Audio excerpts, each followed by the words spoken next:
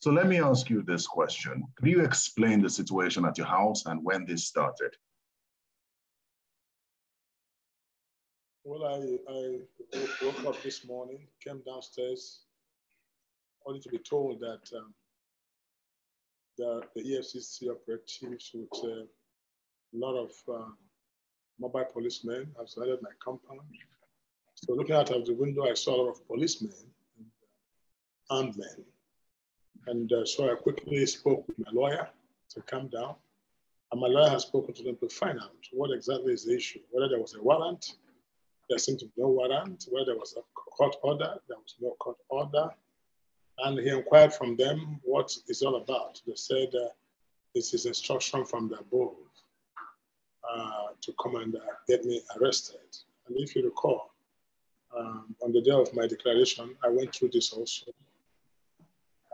where I was being told that I'm being wanted. So it's been one thing or the other in this case. But I said I need a warrant of arrest and order of court to enable me step out. But if I had invitation from EFCC, I would be glad to go. I'm not a person, I'm not an unknown person in this country. They have my phone numbers. They could call me to come. But the embarrassment I see now with lots of policemen, the trauma it passes to members of my family is something I can't understand. And most importantly, that I'm getting set to go for my screening, which is scheduled to take place today and tomorrow. But now I don't even know what it's looking like. But the EFCC has given their last few minutes warning that they will break into the door and come into the house. And whatever they want to do. But I don't know, because the first place, I know these are Nigerian police. I believe they're EFCC. But I'm thinking there would have been an order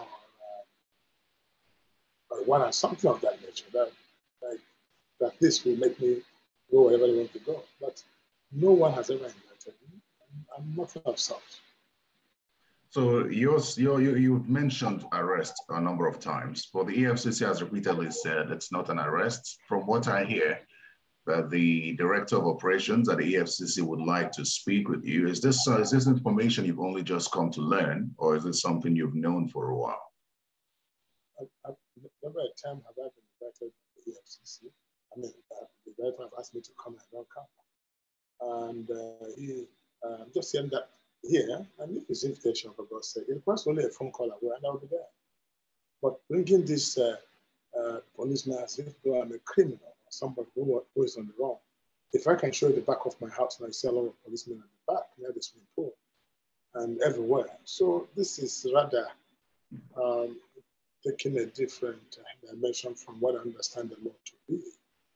So I am really anxiously waiting to know what will be the next line of action. But that's it.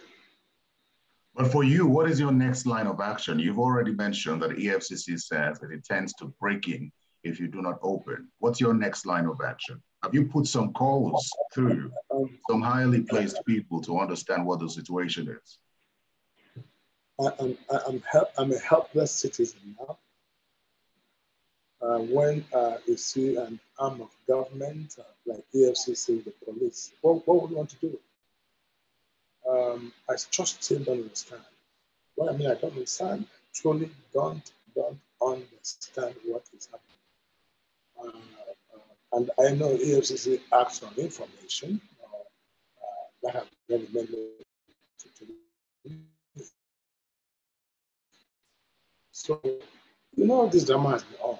It's been a drama, so to say. Sorry, Your Excellency, could you say that again? You said that the EFCC, you said the EFCC had asked you for some information. No, I say EFCC acts on information or a petition. It's an investigation agency. But to what extent the shape this is taking is what I don't understand.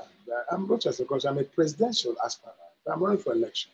On Sunday, I have my primaries. I have delegates for address who I've invited. They're all waiting for me for the address. And I'm being kept hostage, about to be arrested and kept. So this whole thing is is something I cannot still work it out, what it's all about. But this is not fair. The word I will use is not fair. I'm being treated like a common criminal. I'm being treated like, I don't know. Even the worst of criminals will not be treated the way they're treated. They've literally forced themselves into the compound and, you know, it's uncalled for.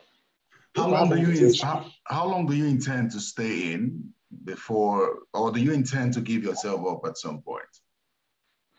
Well, I'm waiting for, I think they'll have to do the needful to get the warrant of arrest or an order of court, which they can easily get anywhere they want. They're the government, they're the charge, is the charge. Once that is done, then I have no choice. But to come and tell me that I've been with police, that I'm being wanted, the director of operation wants me to come to his office, and I say any invitation letter, a phone call, it's an arrest. And it's more or less like a forceful arrest. I don't know. So I'm waiting to see what comes out of it. Do you fear that this could be a witch hunt?